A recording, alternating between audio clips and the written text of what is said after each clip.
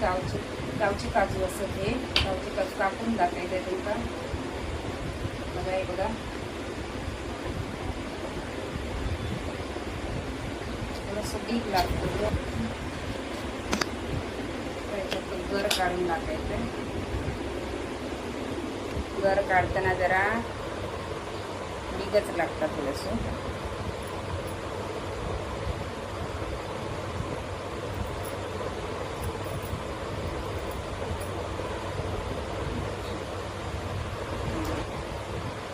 सुकलेल्या काजूची तुम्ही भाजी सुद्धा करू शकता भाजी बरी लागता सुकी भाजी मटणासारखी होता भाजी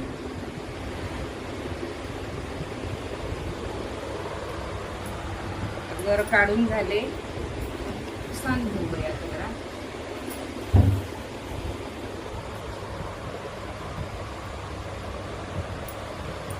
आणि आता याची साला काढू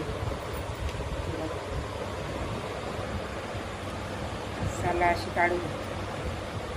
तोंडात कडू लागते